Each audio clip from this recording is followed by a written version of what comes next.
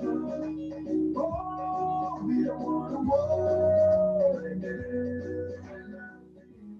you have a big idea for Liberia, something you want to do in Liberia, that big and bright idea, contact us at Focus on Liberia so that you can share with the broader audience. Tonight, the big and bright ideas we want to discuss is a community development project. Call your friend, call anyone who is associated with a county or any organization to be a part of this. Tonight, our guest is Mr. Isaac Tukpah. Along with my co-host, we want to say welcome to all of you across the globe. Welcome to all of you watching by Facebook. Please share the video, invite someone. Let us dive into this. You see, our country, most of the time, in these days, there's a lot of politics, there's a lot of discussion, a lot of criticism for the right reason. But we want to back that up with what can we do next? The positive thing that we can do to move our country forward. With that, I join my co-host, Danielle, to take it away from me. Danielle. Thanks, Dennis, and welcome everyone again to Focus on Liberia. We're here every Sunday evening at 6 p.m. Eastern Standard Time. So welcome and thanks for joining us. As Dennis said, please invite your friends to join us and watch. So please share the video. Also, please like our Facebook page and follow us on Facebook here, Focus on Liberia. And please also subscribe to our YouTube channel, also named Focus on Liberia. After we're done airing live on Facebook, we then post videos on YouTube under our channel. So if you know someone who is not on Facebook, but would be interested in watching our videos, please point them to YouTube. Okay. Dennis, give me one moment. I'm having a technical difficulty. So just give me one moment, please. All right. So tonight, I too have been thinking of some bright ideas, but one person who had a bright idea to share tonight is our friend Isaac Tukpah. Mr. Tukpah, welcome to Focus on Liberia. Thank you for having me. All right. Thank you for creating such a platform too.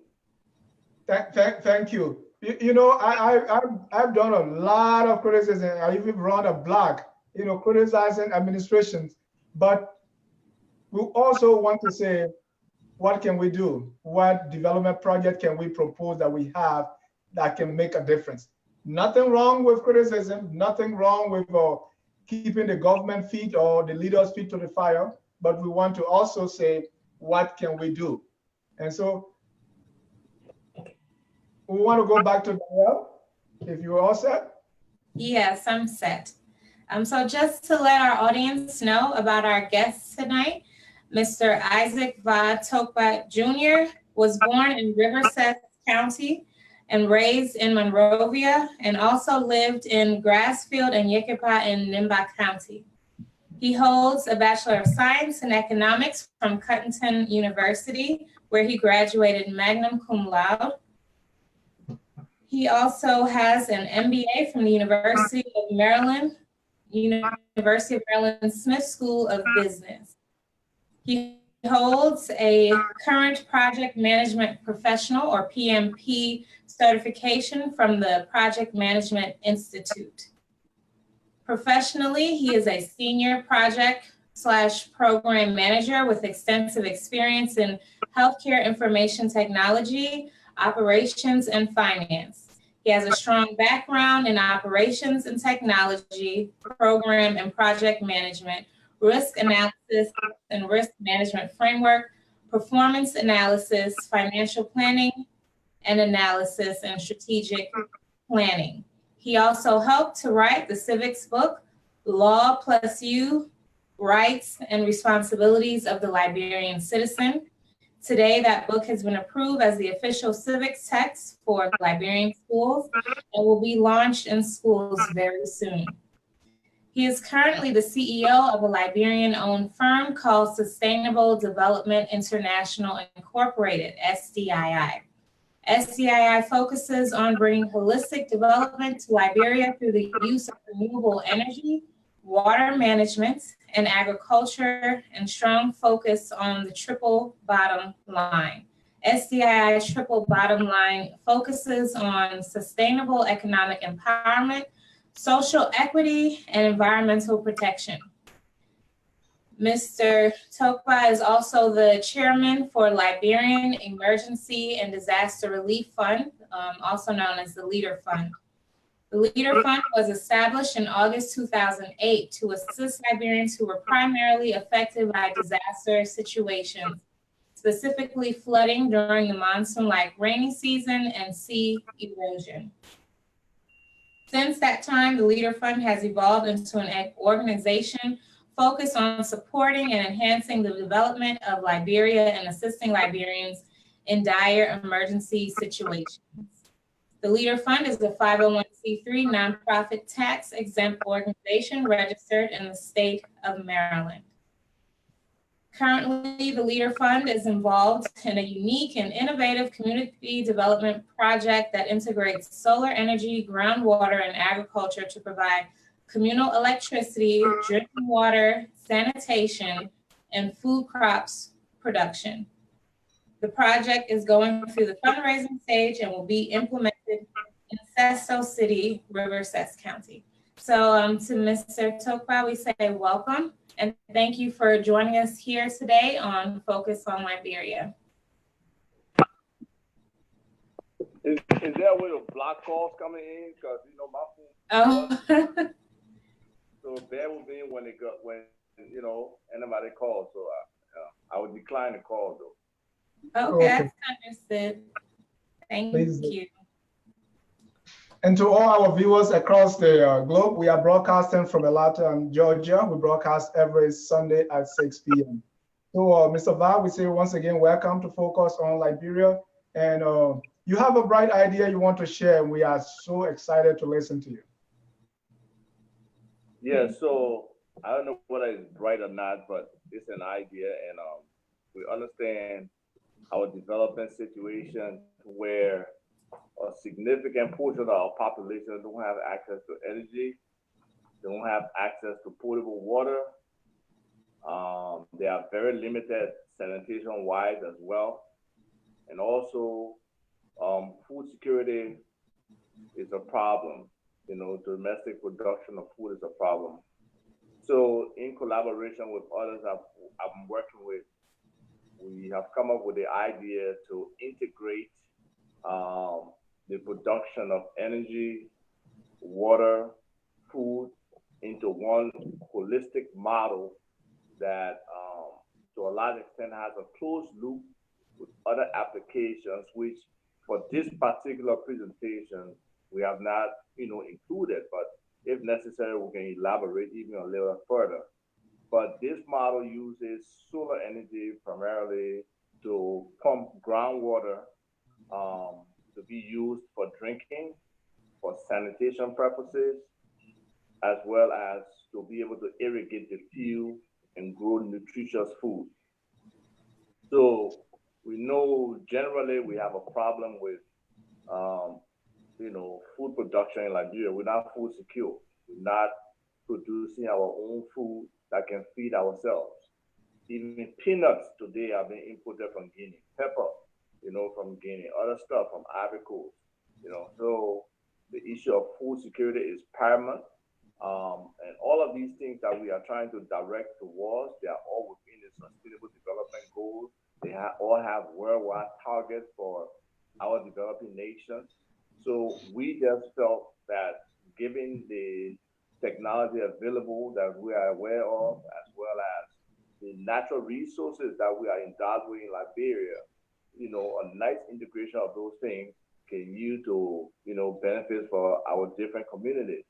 So we have come up with this model that can use groundwater to be able to, provide needs of up to 15,000 people, using solar energy to extract that water from the ground, as well as there will be adequate, for the simplest model, there will be adequate solar energy remaining to be able to provide communal electricity, communal meaning for community building. For example, a pavilion that people can use, like a meet and greet location, or discussion, or a place where students can study, or the community service center or the county service center, where certain, county services are being provided to citizens, can be, electrified using this model, as well as an administrative building with limited number of units in terms of units that, consume electricity.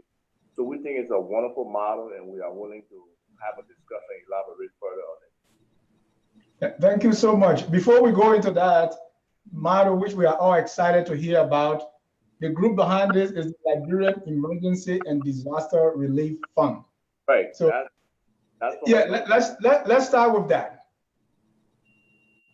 Okay, and so as we read earlier a moment ago, the LEADER Fund started in 2008. Can you tell us, I guess, what exactly was going on at that time that started the fund or that initiated the fund?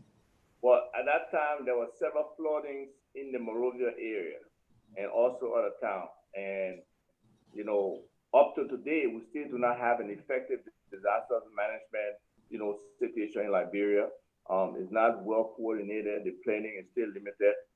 So at that time, we just thought, along with other folks who were interested in helping people, that it would be necessary to form an organization that will be able to support Liberians, whether in the diaspora or whether in Liberia itself, in such situations where there were significant losses, and be like a first responder in these kind of situations. So the organization was founded, and we started off kind of collaborating and building a relationship with the Red Cross in Liberia. We actually had a memorandum of understanding we signed with them. We provided support in a couple of different situations. Similarly, there were individuals who were in need.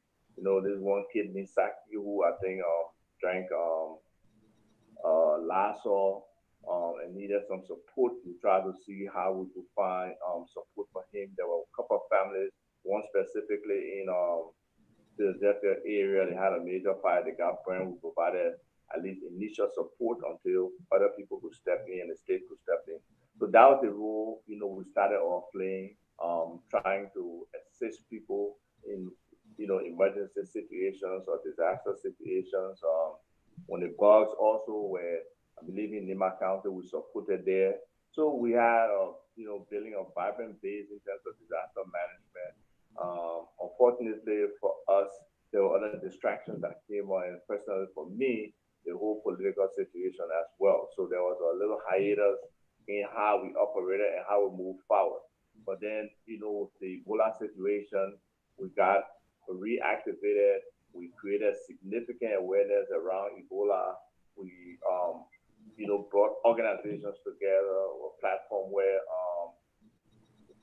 different organizations came under one umbrella, and it was like a response to the Ebola effort by everybody. We were able to, secure some items and be able to ship them to Liberia, to, at the time, the Lima Bowl Foundation and the Action Aid folks.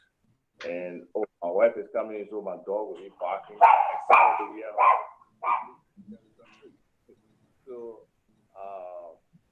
So we're able to, connect with other organizations that were really conscious about Ebola and willing to help the Liberian people who were being affected by that viral disease.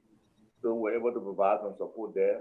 And then most recently, we have started looking at the development posture, the situation in Liberia, and we feel that implementations of this model in our different communities will be very helpful. So from a community development perspective, we thought implementation of the bare minimum of the model will be effective. However, this is also an entrepreneurial model and can be very beneficial for people who want to, even if you just want to do water bottling, or you want to extend it to agriculture, or you want to add value to agricultural projects or products. This is an opportunity that people can utilize as well. Wonderful. And so I heard you mention helping a family in Philadelphia. So this fund is or was open to not only Liberians in Liberia, but also Liberians in the diaspora. Is that correct? Right. As the situation, developed when we were really active, we did projects that included, people in the U.S. and people in Liberia. Wonderful. Can you tell us some of the things that the money in the fund went towards during the Ebola period? Oh, the Ebola period, we did not like send funds per se, direct money to people. Like I said, we collected Sure. the PPEs and other stuff, medical equipment and drugs that were shipped to the folks in Liberia at Action Aid and the Bowie Foundation. So we tried to raise funds, but raising direct funds was very difficult in those times. We even, produced T-shirts for sale that didn't really sell, that eventually we gave out, complimentarily. Okay. Well, can you tell us how it's decided which projects will be aided through the Leader Fund? Which what? Which projects will be aided through the Leader Fund? How do you guys decide which projects to take on?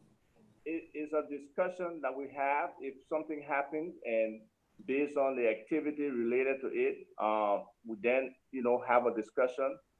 We have, people on the board who will be able to assess what we should pursue, what we shouldn't pursue. And like I said earlier, we had a hiatus based on my personal political involvement over the last couple of years. But since I've been back, we have been regenerating, our activity, and this will be our first major project we go after. We believe it will be a model that can be emulated if successfully implemented in Riverside. Okay. And Mr. Tukpah, you call this integrating solar energy, water, and food for Right. sustainable community development and resilience. What does that mean? So, like I said, we separately in a silo, you can do something with energy, right? You can get solar panels, or you can get a generator, or you can get the hydro and provide energy or electricity. You can go and generate water individually by itself, to either sell to people or to provide as a community service. You can build a sanitation house that people can use who have no individual, sanitation facilities in their home. You can grow food separately. Go and build your garden, grow your food, water it now and then. But we have brought those things together into one model that effectively you can use the solar energy to pump the water from the ground. You can use that water for drinking. You can set up communal pumps, or for those who have the capability, you can directly pipe the water into their homes. You can use that same water for a sanitation house where people have the opportunity to, excuse the expression, go to the toilet, in peace, rather than how a lot of people are doing now. Probably have to hold what they need to do until at nighttime, and then they go in the bushes, or they go wherever they have to do what they need to do. And then additionally, you can use the same water to irrigate the field, because water is one of the key elements of farming, and having regular water, especially for us during our dry season when the sun is so imposing and the temperature is so high, you need watering for your plants to be able to grow effectively. So we have brought all of that together in one model. That's why we call it an integrated model. It's also sustainable because the solar energy is something that's just produced directly from the sun. The solar panels are resilient because they can last anywhere from 15 to 20 years with the right quality of solar panels. And the production of food, they can sell it at low cost to the community. They can produce food instead of, people in Riverside waiting until pepper come from Ivory Coast or bitter ball come from somewhere, or potato green, full plots of, bitter ball, potato greens, collard greens, pepper, even kittle, 5 plots, once the land is available, can be farmed and harvested on a regular basis to where people can get rich, sustainable food available within their communities. So, Mr. Tukpah, you touched a little bit on it. So I know today we're here to talk about solutions that people have. They're great ideas. I think it would help to put things in perspective for some of our audience if we understood a little bit more of exactly what the problem is. I know some of us have either lived in the diaspora for so long that we're so far removed from how things happen or are accomplished in Liberia. So one of the issues your idea of targeting is the issue of water. Right. So can you explain to our audience exactly what someone goes through to make sure that there's water for cooking or bathing or farming at right now today? What is that like?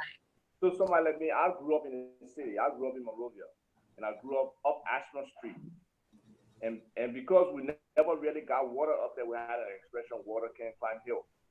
And so every morning before I went to school at Cathedral, I had to go down the hill where my family mom lives. I think Mary Brownell. There was a well right before the house. We had, when it was not rainy season, we try to use the water that we collect from our roof. We did water rain harvesting, luckily for us. And we had eaves around the roof that we would, be able to have water go into a drum, and then we'll use that. But basically, we had to go down the hill to tote water and bring it up the hill, early, 5:30, whenever wake up. You got nearly fill up a drum before you can go to school. So just that is just one, our family. But in general, people go even longer distances than that to fetch water. The numbers recently I saw was like people spend 40 billion hours fetching water in sub-Saharan Africa.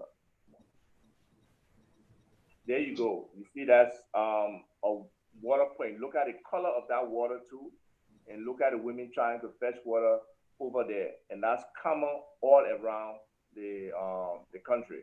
There's some places with wells, again, the wells are probably centralized, but people still have to go to some of those wells. And we know the condition of those water, they're not readily drinkable, but our people do drink them. And unfortunately for us, sometimes, if you don't drink that water when you're our people, they feel that you're not a part of them.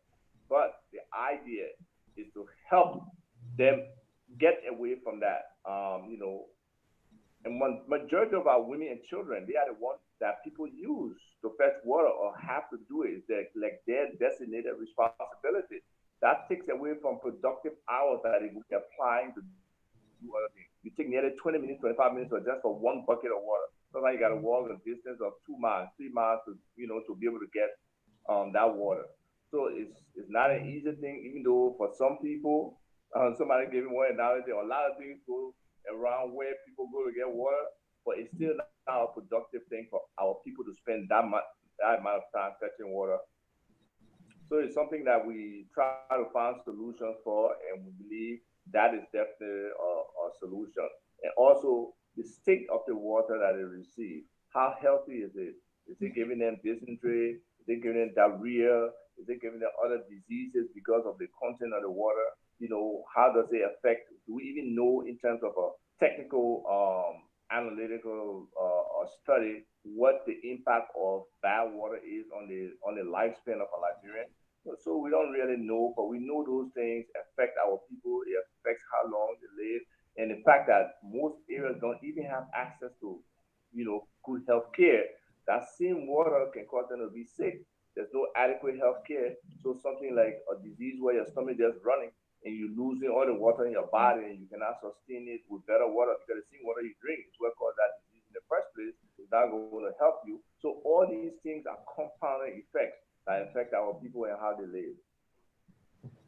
Another issue that your idea tackles is energy. And so I see the use of solar power in your idea or in this project. Can you tell our audience exactly what the status is of electricity or energy in Sesto City today?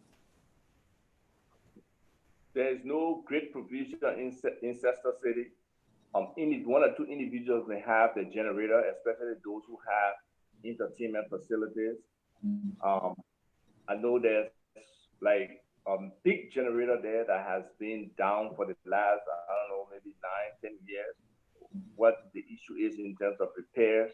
The county has not come together to repair it.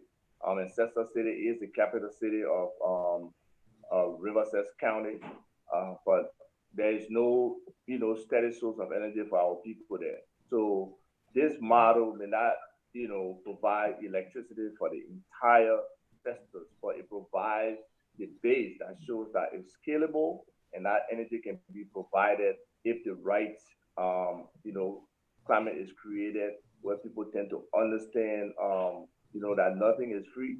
Some of them may have to pay for this, but definitely if that facility is provided and people can understand it,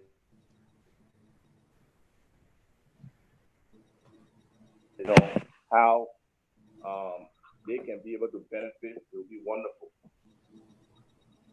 If you're just joining us, this is Focus on Liberia. We are broadcasting from Atlanta, Georgia. Tonight we are discussing your bright ideas for Liberia, and we have Mr. Isaac Tukpah, whose idea is to have a community development project using solar panel to generate energy for water, sanitation, and also farming. So Mr. Tukpah, whose idea was this? Because most of the time, we in the diaspora or we the educated people, we find these ideas and we go and just plant them in our villages without the input of the community. Whose idea was this? So the need definitely is a communal need, but the idea to integrate this is a combination of Dr. William Hare, a friend of mine, and myself, because it is a business model as well, like I said earlier. But because of the needs of community and most likely their inability to be able to, fund such an activity on their own, it is critical that we demonstrate it as a community project that can be successful for people. And you see there, look at that.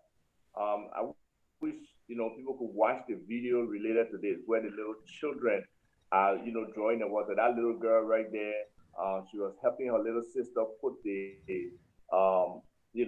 pan, fill up the pan of water, help her little sister up, and then put hers on her head. So, Let's see if we can play that. Sometimes very young children. Then we see these two babies being sent to fetch water. The older sister with half fill her container, then set it on her head and then fill it to the top. And help her sister up as well with her full container, and then they proceed to town. They usually do this back and forth as much as it takes to fill whatever drum they have to fill it. So you see right there, sometimes, hey, anything can happen when these little kids are by themselves. They could be accosted or assaulted, in those situations. We pray that nothing happened to those kids, but just the physical labor, what they go through, what they have to go through, as well as the time that they use to go through these things, and the not the time they're losing, that if we apply to the education and other things, it's just something that we all need to be concerned about, and try to see how we can find these solutions for our people, our children, to be in better situations to do the things that children do and other children around the world, in more developed places, so that eventually we can be competitive. I mean, we see what happened now with our education system. We see what's happening with our infrastructure. We see what happened with the lack of electricity. Sometimes some whole towns, some whole villages shut down as soon as it gets dark because of the limitation of access to energy. So these are all critical development problems that we are trying to find a model that integrates the solutions to these things for us to be able to pursue and implement for our people. Is there a buy-in from the local community you want to do this? Yes, we have talked to the superintendent, we have talked to some of the citizens.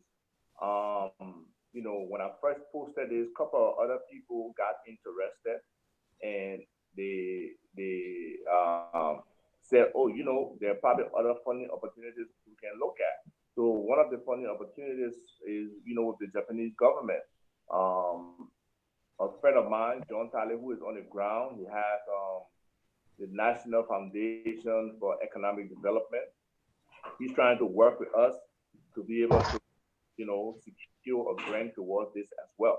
And we're able to secure letters from different people in the community about what the impact would be if some, project like this was to be implemented for them. And, it's touching that people do want development to come to them. But a place like River says, we cannot see what has happened with the County Development Fund over the years. I mean, like 2017, it was rumored that the officials basically divided the money. Nothing came of it. So at some point, our central government has to be concerned with what's happening with development. Yes, we know the funding for development is not significant, but when funding is allocated for these counties, it is essential that the money is used for the specific purposes that the government designates the fund for, rather than to satisfy whatever expenditure needs that some of these officials in the different counties may have. So outside of funding, what can the government do to help assist with the project? Well, definitely the county will need to provide a land where the people will produce the food, where the sanitation house will be built, and they have to be willing for us, to provide our energy to them. And they have, kind of explicitly agreed. The agreement is not fully documented on paper. We need to make more progress with fundraising and stuff, and have some idea of project time frames and implementation to be able to lock into a formal agreement. But these people are hungry for development. I've lived with these people. These people want their kids to go to school. Many of them are strapped financially. There were many people who could not afford the $3,500 Liberian dollars that's charged for public schools for the kids to be in school. So all these things are challenges these people are facing, and this represents an opportunity as well, like I said, that can be commercial based on the volume of food that can be produced, based on the water that can be produced. It could be a business for somebody to be able to package the water, or to start a little water business as well, which will be cleaner than the big bag that we see in town, where the water, you don't know where it comes from. It's wrapped up in a bag and you drink it sometimes when you need to drink. So our people need our help, and especially those folks who are in community associations or alumni associations. They need to help the people and find ways in terms of around these solutions and how they can raise funds to help. That's why I want to give a shout out to the folks at BWI, the members of the BWI Alumni Association.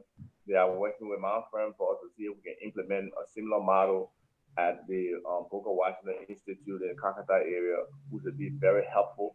BWI is already an agriculture-based school, and this model will be significant for them in terms of how they can grow more food and how they can even add the food processing value add component of this model to what they do.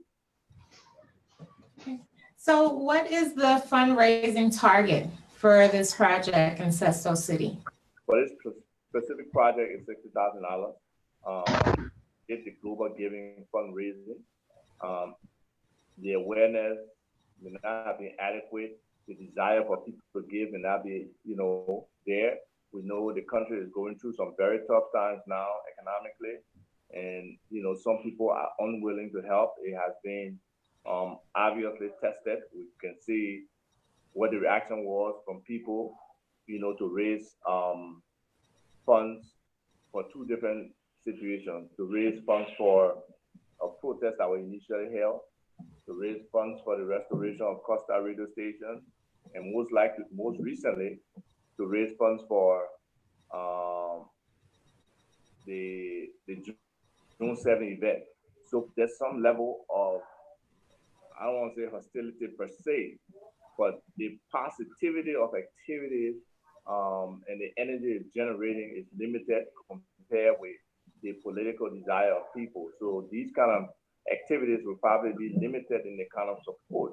So we may have to go to apply for grants and other things to be able to get that funding. But we are committed to the process, and we will do whatever we can to, to implement the project, because we believe implementing the project pilot is successful, would be a roadmap that can be used to impact other communities, using some of our natural resources as well as funding.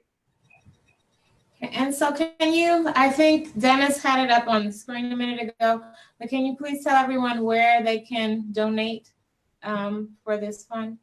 Well, we have it on Global Giving. We'll be creating a parallel vehicle on, I think Dennis has the Global Giving link there. We'll be trying to put a PayPal link on the website. Similarly, it may be there already, I'm not sure. I can check because our webmaster was supposed to do something to that effect. Checking to see. Yeah, the PayPal needs to be adjusted. Okay. But definitely the Global Giving link.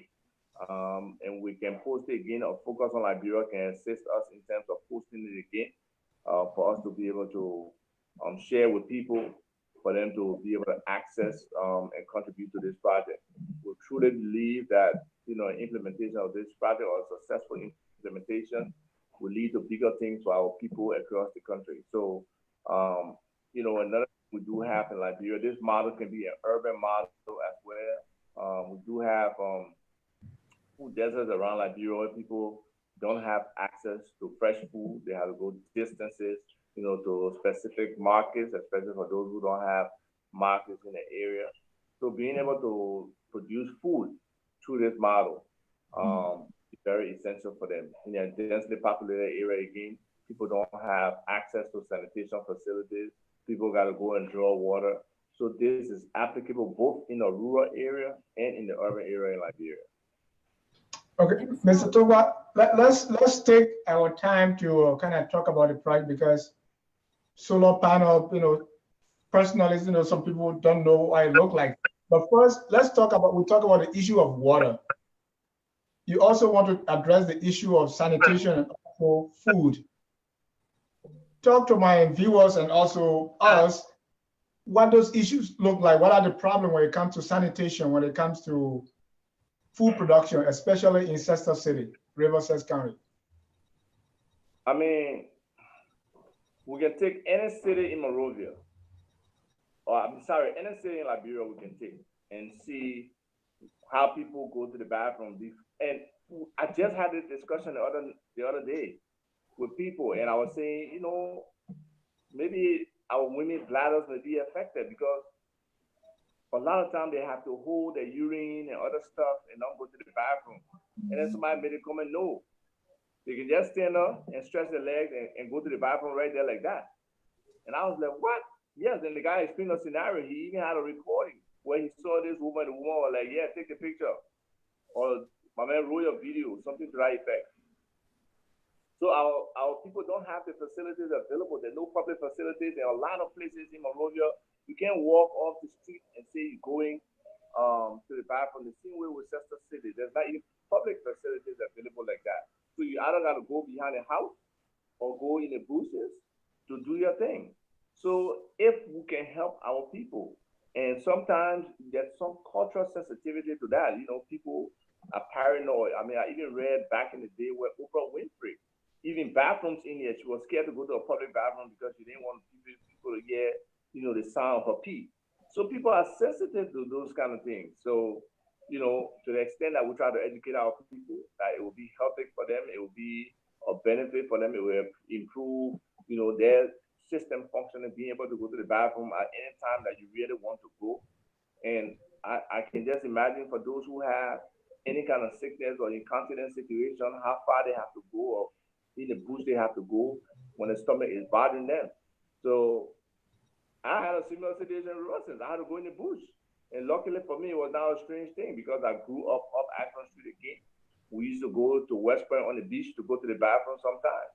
So for me to regenerate that mindset coming from where I grew up, it was not that difficult to do. But for some people, it may be extremely difficult for them to, just go in the bush, find a space in the bush and go to the bathroom, So to the extent that we can move our people to a higher level of infrastructure civilization, I think it's something we should do. And how will your solution help? And how is this sanitation or the bathroom issue be implemented using this solar panel thing? Well, the model will be able to build a specific facility. Right. That is the public sanitation house right there. It has a male side or female side. In the middle is like the control room. The solar panels will be housed on the top of that.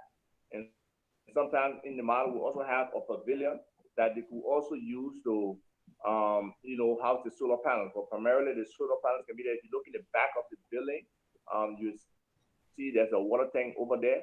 And on the other side of the building, towards the trees, on the left side will be where the septic tank would be, because you have to have some distance between where you're extracting the water, even though the water extract goes down 100 feet and is at the aquifer level, whereas the septic tank probably does not go 15 feet down, into the soil. So that intermingling of waste and water doesn't really happen in this model. So that's just an example of how, you can construct a public sanitation house, have your water tower on a different side, because you want to pump the water into the tower, then, release it to wherever it's going. And also you can kind of separate when the water coming up, the pump that goes for irrigation can be separate versus the one that you use with purifiers or some filtration system for drinking. So, all of those are little nuances to the model that we have to be cognizant of to make sure that the people's health are protected based on the water that they're going to be drinking and using. So this water that you are pumping, where is it coming from? From the aquifer. The aquifer is the source of water available underground. There's significant water underground all over the world. Unfortunately for us, we have two sources of water, not just the water under the ground, but we have rainwater as well. So typically our aquifer is refilled. But like I said before, and if you show that building of the public sanitation house, you can see around the roof, you can put an eave there and collect water that can go back into the cistern or container, it could be 5,000 gallon, 6,000 gallon barrel that will have a signal as it decreases, it refills. So this project is highly innovative. It will be very helpful for our people. And even if there was money available, you can extend the public sanitation house to actually have bathrooms, because most of our people now, they take bath outside or they take bath in a little, zinc bathroom. Most homes do not have bathrooms in them. So there's just so many pluses to this and so many opportunities to extend the model to be able to benefit our people.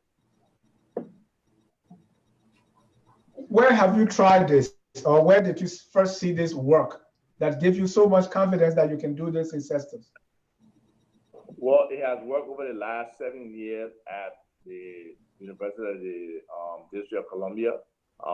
Additionally, on the food side, we just implemented a food house for the Bethel World Outreach Mission, where Bishop Darlington Johnson is the head.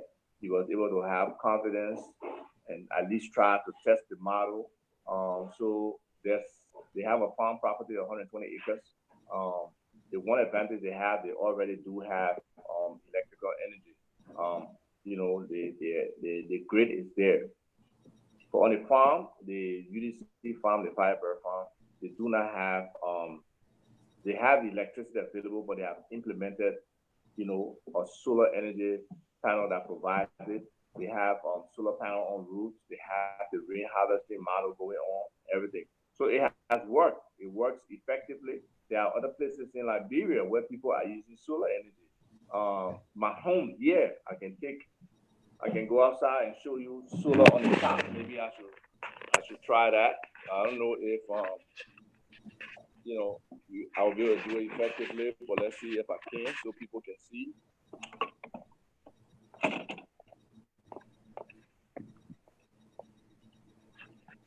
So I'll go on the street. Can you see panels on the top? Yeah. All right, yeah. So my home has solar panels. there are one or two other homes. You know, sometimes people don't believe that these things work, but they do work. So when I do have excess sources of energy, I sell it back to the grid, you know, to the power company. So that's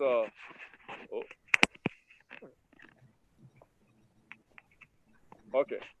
So yeah, so solar works. There's no question. Energy is energy. There's so many different forms of renewable energy available today. And you know, I hope our people can wake up to it, and it can be decentralized. That's the advantage. You know, you don't have to have, you know, one grid providing all the energy. With solar energy, and even with hydro energy, you can decentralize it and, you know, be accessible to people, that if something were to happen to, you know, a major aspect of it, other people don't lose out. So that's one of the advantages of decentralization. Going to Facebook, we have a couple of questions there. Dave Jha asked, integrating drinking water and sanitation in a culturally conservative society could present a challenge regarding public trust and buy-in. How do you address the cultural issues? Or what is the plan to address those? One is about letting people know the harmful effects of consuming those things until midnight before you go into the bathroom. Two, and then at a very young age, I grew up on Lane Street, right behind, you know, like kind of Lane and Benson Street intersection area in the back there. Actually on the Lane Street side down from the Armory. But we used to roam all over the area. And right behind the Ministry of Defense, there was a government toilet. So people used to go to government toilet. I know other people have heard of government toilet. So if you have a community toilet and you can utilize that, it would take some education, some training, and for people to see how more effective it is for them to be able to go to the bathroom there, you know, than doing it in the bushes or waiting at night to do it. So there's some sensitization that has to go on, but most of our folks, at the minimum, have one or two people who live in the city, have one or two people who have come to the United States and who understand that we don't throw stuff in the bushes here. In certain parts of the city, you know, people keep it clean. People have restrooms. People have toilets within their home that they can use. So we have to move our people out of these cultural restrictions. They limit, you know, their ability to advance as a society. Mm-hmm. So what's your plan? What's actually is your actual plan to address that? How do you hope to desensitize, train, and move our people from those methods? So like I said, as we get closer to our goal from a fundraising perspective, we'll be able to get our people on the ground who are, you know, volunteers within the Leader Fund. We are currently, you know, in the process of seeking, we are a 501c3 here in the U.S., we're seeking nonprofit status in Liberia.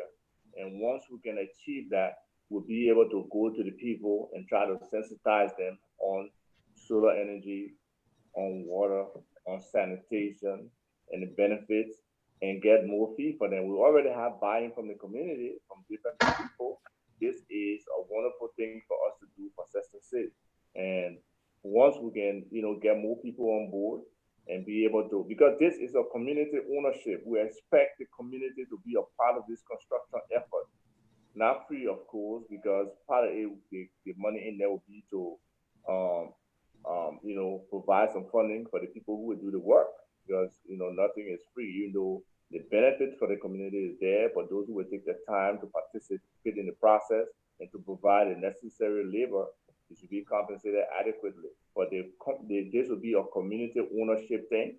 Those who will be involved in the development and construction will be the ones who will be identified based on how they perform in the process to be able to manage it. And there's potentially resources. We're doing some evaluation at Detroit High School and Tukpah High School. And in the surrounding areas in Detroit High School, they had a public toilet there where people were paying, you know, $5 Liberian every time they wanted to go to the bathroom. So these models can work. It's about letting people understand the need letting people understand what the benefits are and how it works for them. Jacob Cooper is saying, can this be extended to other counties? Without doubt, and that's why earlier maybe Jacob missed it. I said, you know, these different community associations, like somebody who is a member of the Grand Gita Association, and even Mr. Talim himself was suggesting that maybe, you know, and that's one of the major county associations that's known for fundraising. The folks from Grand Gita can do this for one of their communities, and we know there are also different, you know, groups or sections or composition of towns that come together and say they are XYZ, you know, community development association. These kind of associations, it's possible for them to raise the funding to be able to do this. So, yes. Earlier, Dennis had you going through some of the problems. We talked about getting water and what that means for hygiene and sanitation. You talked about it a little bit earlier, but can you just explain to us how people in Sesto City today are getting food products? Oh, food. Food. Mm-hmm. Well, okay, let me give you an example. Yes. We're in Sesto City, we have fishermen, they go to fish. And we get fish. There's no meat in the town. Mm-hmm. There's another area, ITI, that's away from the ocean, where, you know, people go hunting and they can bring dry meat, and there's some meat. Travel in River Cess is very difficult. There's a lot of use of motorcycles because not enough vehicles are around, and the roads are very bad, especially during the rainy season. But one or two people do try to do business. They would take fish from Sesto City, dry it, and take it out, or from across the Yanin River and go to RTI and other places, you know, move towards the bush and sell it there, and bring dry meat from there and sell it. So that limitation, a lot of times, most people in Sesto will just cook only, you know, fish in a soup. For those who can afford to buy like a box of chicken, or, you know, chicken that's chopped up after, or grow the chicken themselves, they will have extra in the food. In terms of food products, vegetables and other stuff, most people don't grow it there. And once we can do a project like that, it can show to people that, you know, you can get the seeds and you can grow this food and be able to provide food for yourself. So there has to be a lot of education around food security and all the components related to food security. And part of that responsibility rests with the government, with the county agricultural officers and other people to sensitize our people. It's just not those people who are like not in the center of town, in villages that may have their subsistence farms or even large farms that are farming. Well, people in local communities can be able to grow some of this stuff and be able to, you know, provide for themselves. I was able to take some to Sesto City that my uncle planted in the backyard, and he has a little garden going on there. Yeah, I learned that there are not enough vegetables there, but we have a caller on the line. Caller, your name and where you calling from? I'm Anthony, and I call from thanks for the show. We are doing great, Anthony. Thanks for calling. Your question or comments, please. Yeah, I have a question for you guys. I intend to take the guest away from his topic and then following from the start of the show. Okay. And what is bugging my mind a little bit is that I don't see many Liberians listening here because we are talking about development. Yeah. If we were talking about politics, I guarantee you will have more people. And even I'm not taking the guest away from his topic. He has been following Liberia for a long time. Can he tell us what is said about us Liberians that tend to not push us to discuss development more? And then it kind of put more attention to politics, because I feel that if we were discussing development more, many people would get involved. We tend to discuss politics more, and as a result, development talks tend not to be important. Thank you. That's Isaac Vactobo. I don't think he will run away from that. Isaac, our guests have noticed that if it is political talk, the place is full. But when it's development, you got less people. Why is that? I mean, I think there are several factors. I give the example with the War Crime Code March. People donated money to Emmanuel Service. I gave the example where I think Costa raised, was it 24,000 or whatever in 24 hours when a radio station got burned because it felt it was politically related. This June 7 March that's coming up, people are contributing because it's politically related. So maybe our country is just overly politicized, that the focus is on how can we get to power, how can we derail a sitting government, or how can we pursue our own political agenda. And those are the things that people want to invest and are interested in. But on the flip side, there are people, Liberians, who now believe that we have to control our economy. I have some friends who are importing onions. And at the same time, we have a group that's trying to grow onions in Liberia to see if we can do some import substitution around onions. So they were able to sell their containers, 2 containers they brought of onions. It was not extremely profitable because starting off with business, you know, you got costs, you got overhead. But we expect as they move forward, they will grow. I'm with another group, another investment group, where we are asking people $10 a share. You can buy from up to 50 shares, which is a minimum of $500, to 1,000 shares, which is $10,000. We have an initial group of 15 people, and our resources we generate will go towards the agriculture sector, doing something, whether it's going to be the model we are proposing, or whether it's going to be as buyers to export or something. But we believe that we must do something from an economic perspective. The focus on public administration and politics is just overly emphasized. You know, a lot of our smart people are wasting their resources just simply focusing on politics rather than being entrepreneurial or applying themselves to situations that can be more helpful for them. So right now, it is a national, you know, I don't want to say disaster, but that's where we are in terms of the emphasis and weight on politics and expectations of certain kind of people in leadership versus others, and the examination of the performance of, you know, those who are in leadership. All of those are critical, definitely, in a democracy, and, you know, people are entitled to what they do. But I think our people need to focus more on the economics and how we as a people can ourselves from the current, economic morass that we have found ourselves in.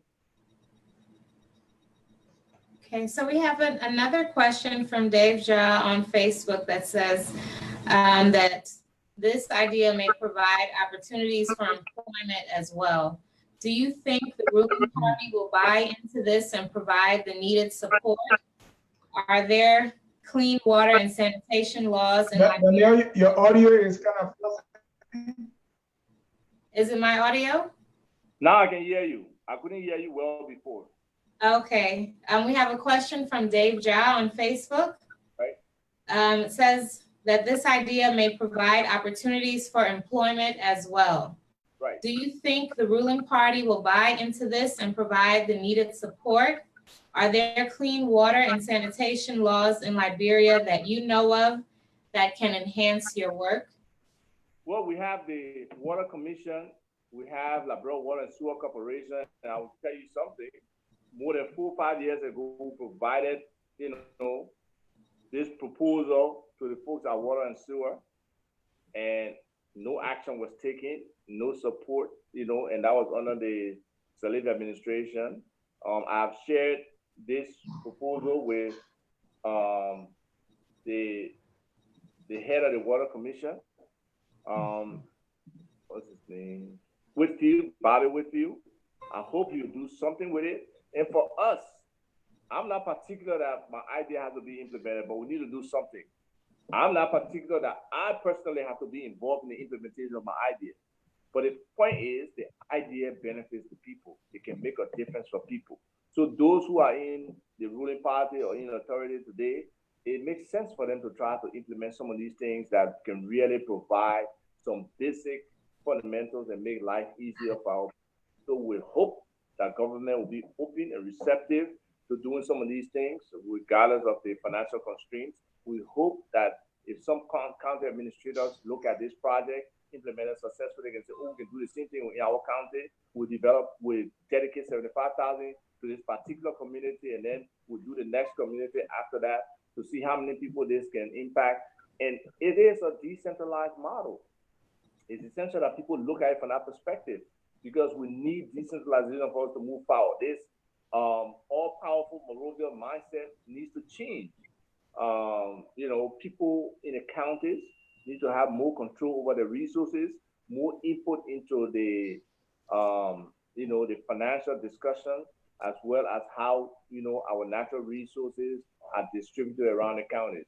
So we just hope that the decentralization bill or the new government or open government, or whatever the name of the bill is, it can come to fruition very soon, where counties can have more stake in how they develop, and people can care about what happens in the county and be able to be an integral part of it. Most of the talented people from the counties move to Monrovia simply because they feel they can find a better life. And many of them move to the United States, where we have a significant brain drain still going on. We need to regain our brain from the diaspora and from the centralization of Monrovia for our counties to develop. I've always had this mindset that we can get 15 good sons and daughters to go back into their counties who have an entrepreneurial mindset, who have the gravitas to be able to demand certain things from the national government for the benefit of their counties. Most counties will be significantly right off the bat. All right. We have a caller on the line, so just so your thought. Hello, welcome to Focus on Liberia. Your name and where you calling from? My name is Raymond Groves. I'm calling from Atlanta, Georgia. Oh, Mr. Judge, welcome to Focus on Liberia. Your question or comment?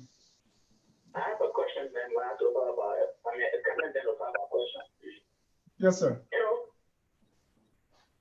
Go ahead, sir. Yeah, okay. Let's start with this. For every country to prosper, there's going to be politics.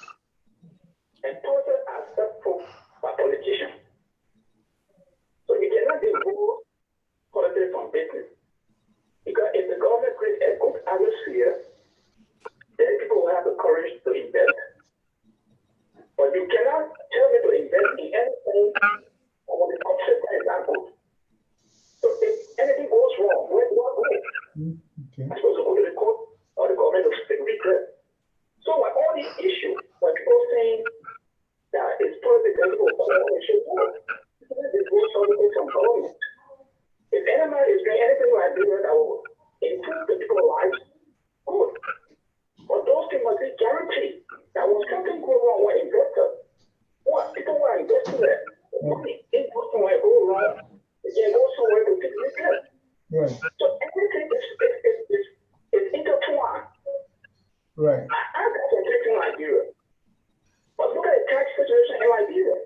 Look at the rare case. Right.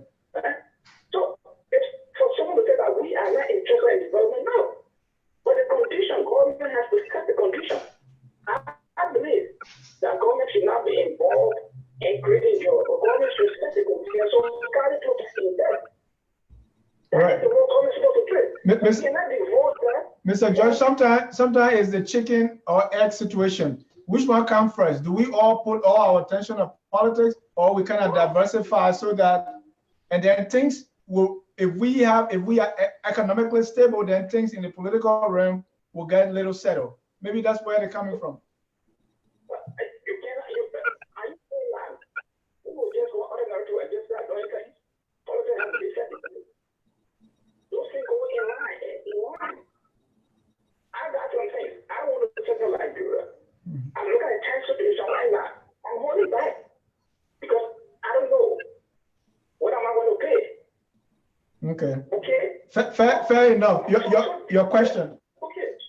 So now the question is, what those who intend to engage in Liberia to go into agriculture or other businesses,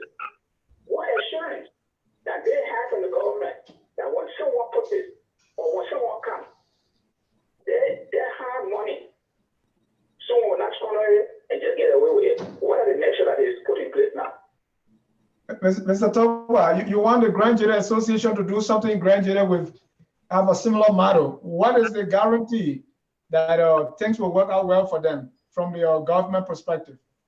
That's the question from Mr. Amos Josh here in Atlanta. Again, this is a community project, right? Yes, we do want government involved in most of the things we do, but the reality is government cannot always be involved, and sometimes not at the level we expect government to be. So if a community decides to do this, they are allocated the land. That's all it needs, really, because we can, build the pavilion or the sanitation house, be able to put the solar panels on it, or you can put the solar panels in the field. Even right now, we are experimenting with another project I'll talk about in a second. But you can be able to do that as a community and be able to show that things work, that communities can support themselves, especially if those who are fortunate to have left their communities and be successful and be profitable can combine and say, yes, we want to help our people. Let's make a difference. Let's do this. And even if for some people the solar energy is prohibited, they can still do so many other things and make it happen. So you can use a regular generator, which is expensive and it requires you to have fuel all the time to pump water from a borehole well and be able to utilize it for other purposes. So that's why the effective use of solar energy is wonderful, because it can provide energy for other things as well, based on the number of panels you got, how many people watch. Mr. Vala, Mr. Tukpah, Mr. George's concern here is, and we are lucky to have you, who is also a member of the ruling government, of the ruling party. Right. Okay. Anytime we see Isaac, we think of Chairman Isaac Tukpah. So, right. What assurance can we get from the CDC-led government?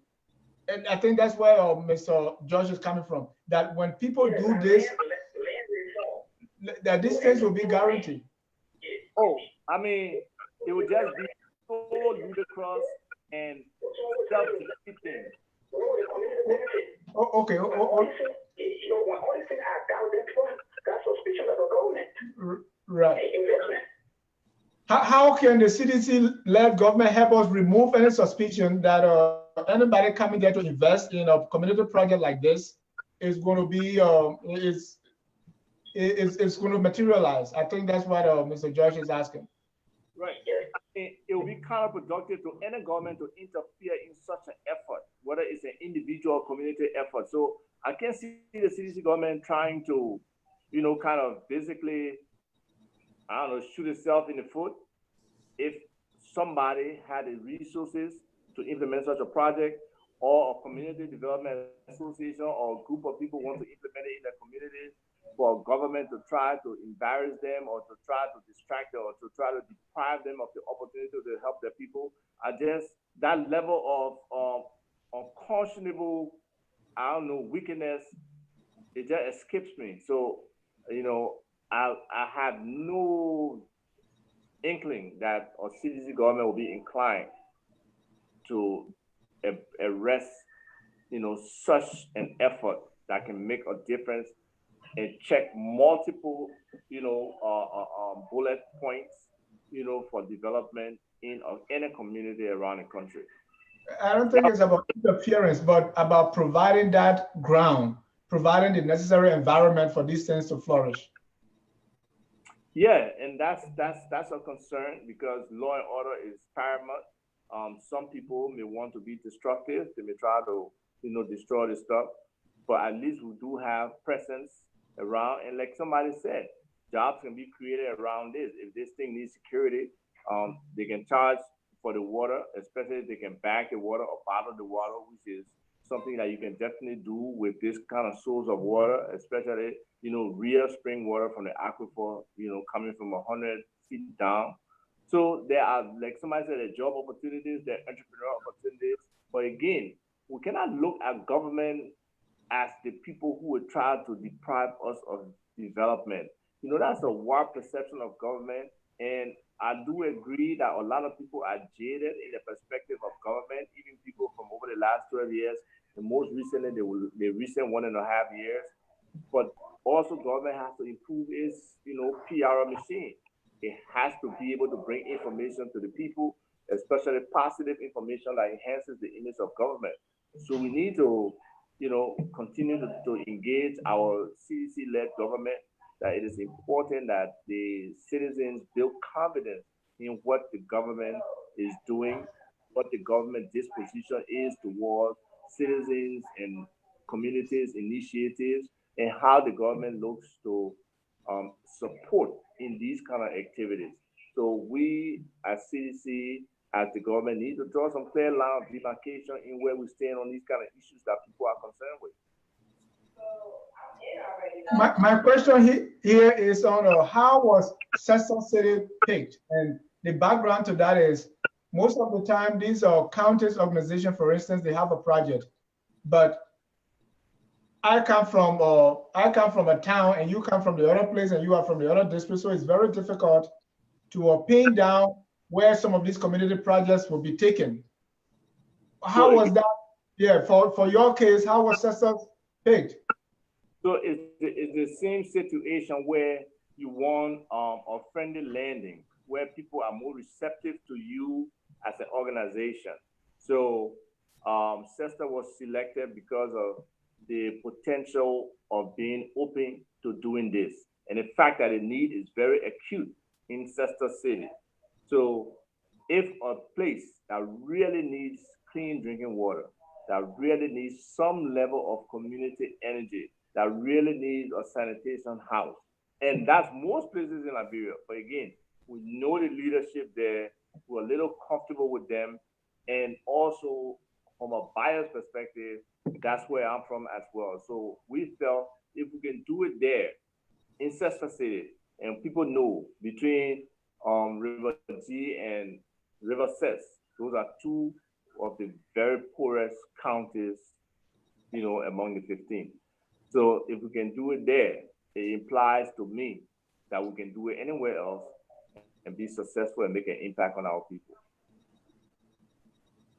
So in light of the skepticism of giving money to projects in Liberia and people's uncertainty about the environment, is there any other way that people can contribute outside of money? Are there in-kind donations that people can give, or are there volunteer opportunities for this project? They're both. If Dennis can pull up the screen, I believe on the page that has the project, there are like the prices of different things. So if people don't want to produce, lend us financial support, they have the ability to get a steel rod and bring it. They can get blocks and bring it, because you have to build a septic thing, you got to build a building. So there are different things there that are itemized and listed in the project document that people can use. I know that somebody who has promised to buy some cement as well. So those kind of donations are welcome.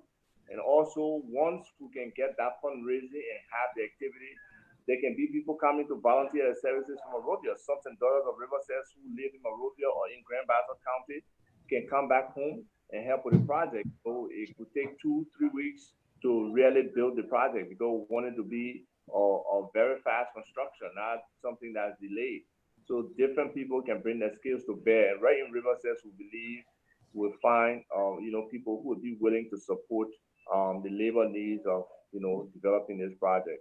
So yes, so both people can contribute the labor, people can contribute in kind based on the listing, from the electrical wire, the solar pump, even some people who may have solar panels can contribute those. So we are very open. We don't need to have money to implement this project if we can get everything donated in kind. Let me go back to the technology, because I'm fascinated anytime I hear technology. So with this solar panel, first of all, are they selling these solar panels in Liberia? And secondly, whenever I think of solar panel, I think of the sun. I think of sunlight. Okay. So with Liberia, with our weather, with the rainy season being maybe almost 6 to 7 months of rain, how does this whole idea of solar panel flourish in that kind of weather condition? So it's about the rays coming from up there, right? So even though it's raining yet, the sun is still shining somewhere, right? The sun is up in the sky, and the photovoltaic rays are coming and hitting the panels. They may not be as strong when it's full sunlight, but there's a place in Riverside already that uses solar energy. This I think it's a technical school where they train people, and they had a restaurant there that they put up, solar panels to provide energy to the restaurant. So it worked all through the year. It worked. Even when it was raining, it was working. So even here, when it's raining, my solar panels are working. So they do work. The output may not be as huge in terms of the total energy, being produced from it. But you don't need the total capacity at any one point in time per se. You usually have a little bit of excess. So the fact that you're not getting the optimal, you can still do it. And also, we're expecting our model to have batteries that will be able to be used, at nighttime for a certain length of time. Because once you implement, you know where your load is and how long your battery, based on the energy that's been stored on a daily basis, how long your battery can take you. So it's about just being able to implement the system, test it out, and be able to fully understand how it functions. So how do you sustain this project? And that's why I said the project can be self-sustaining based on how the community wants to operate. Okay. Because you want to make sure that the people use tissue, so there will be a need for supplies. You want cleanliness around the bathroom, so you may charge $5 Liberian for usage, or you can develop a model if the funds are that limited, where you estimate your total expenses for any time period and be able to utilize that spread across the expected population and say, oh, John Peter, if you want to use the bathroom, it costs you $25 Liberian, $50 Liberian for the month. At the same time, again, you're getting water. You can meterize that water if people want to pump it right into their yard. You can create that facility. You are trying to produce food. You can sell that food. People need to eat. So there's an opportunity to monetize the entire operation. Or since you're getting water, maybe John Peter say, oh, I want to bottle water and sell it around the county and other places. So you provide him that opportunity, and he gives a percentage of that bottling operation back to the community, and you'll be able to pay somebody who will maintain. Because one of the biggest problems we have generally with stuff is maintenance. So being able to maintain such a system will be very critical. I come from a very small town, all the way behind Gorbach, right?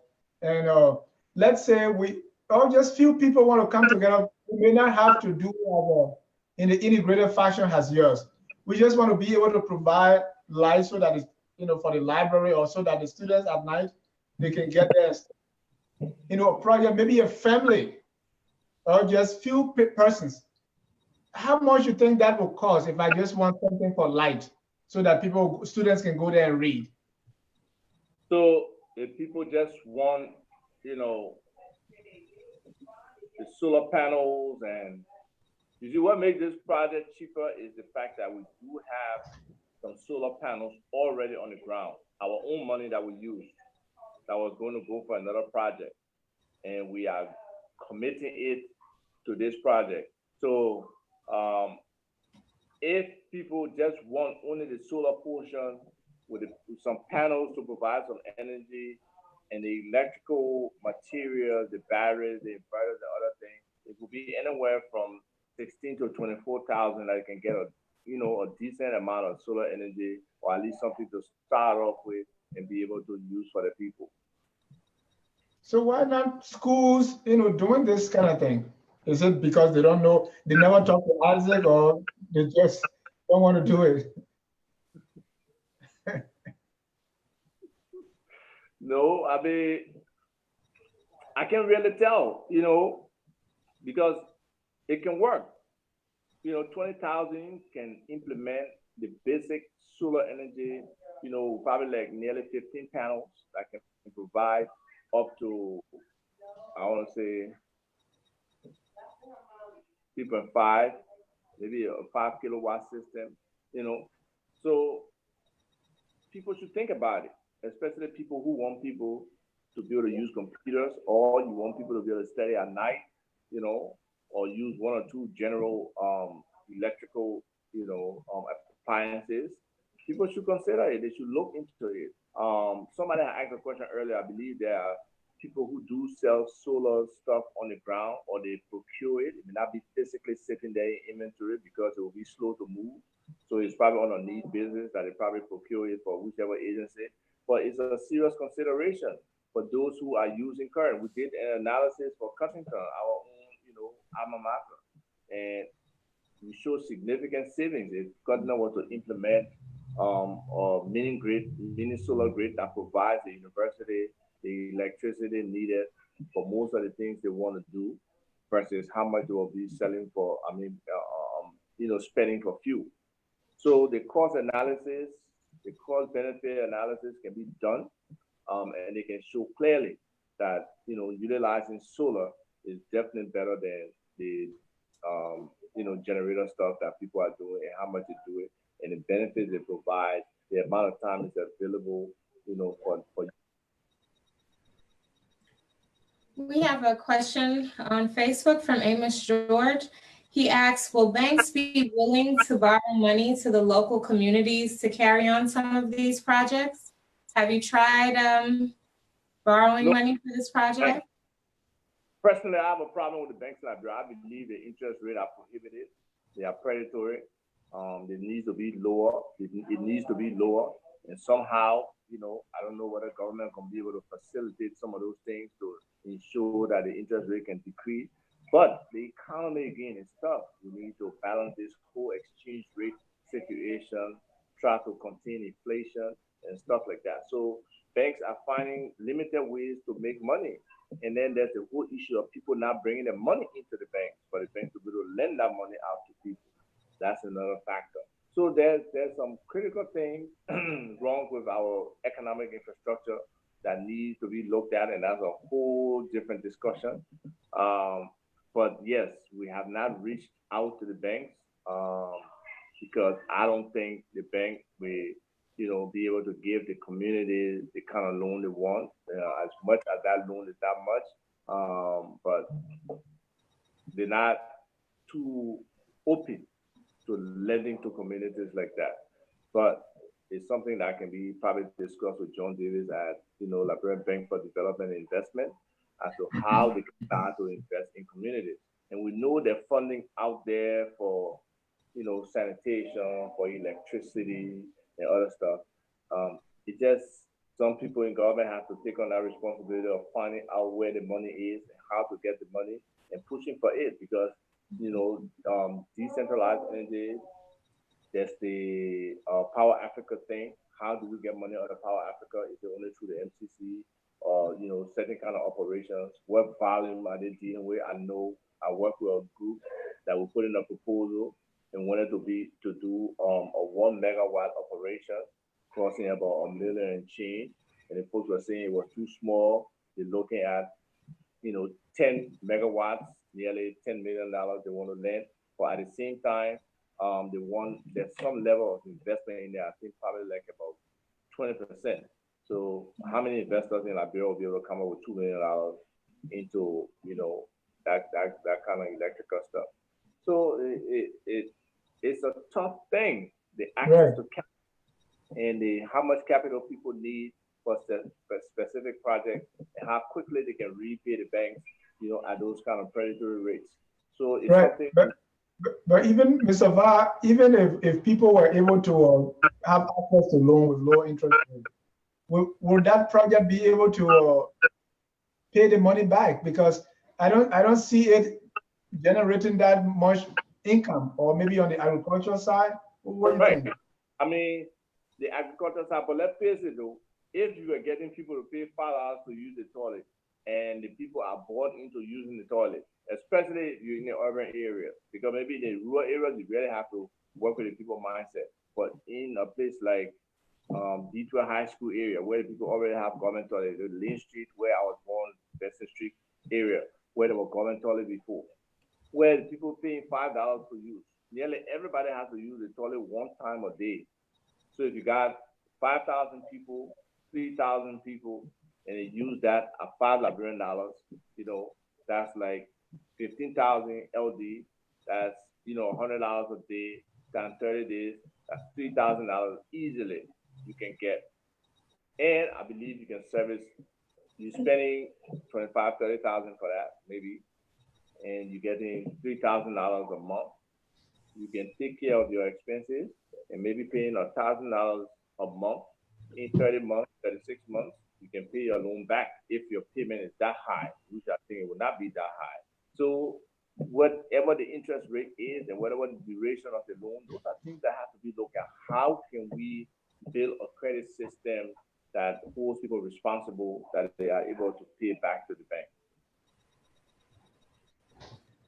Your ideas is beautiful. How can people reach you? You know, if I want, you know, are you going to be consulting with other organizations on how they can do this? I know when I saw your proposal online, and you said you even want people to steal your ideas, so you have it in a Word document because you want a lot of people to copy and just go and do it. People can copy and do it. I mean, but not everything is on paper. There's some, you know, there's some things that are not, you know, intuitive in it. And obviously there's some things that you have to have the technical capability to do. But if any community can take that and utilize and implement it, you know, let them go ahead. For me, it's just about how can our people get better. It doesn't have to, I don't have to benefit for our people to get better. So it would be wonderful if people can take that initiative. We are willing to have discussions with people, you know, people who have the funding to invest, people who have the intent and the heart to make a difference for our people. We are very willing to have those discussions. Are you available for consultation anytime if anybody wants to implement this project, and how can they reach you? Well, you do have my number. You can share it, 301-655-5984. No, slow down, slow down. But you got my number on your phone. You can pull it up. 30655-5984. Thank you. I don't have a pen. I've written it down and put it on the screen. Email, or I'm on Facebook by Isaac Tukpah. I had to switch my middle and first names for my Facebook name because I was in a group where there were like 5 or 6 Isaacs, and nobody could tell who Isaac or which Isaac.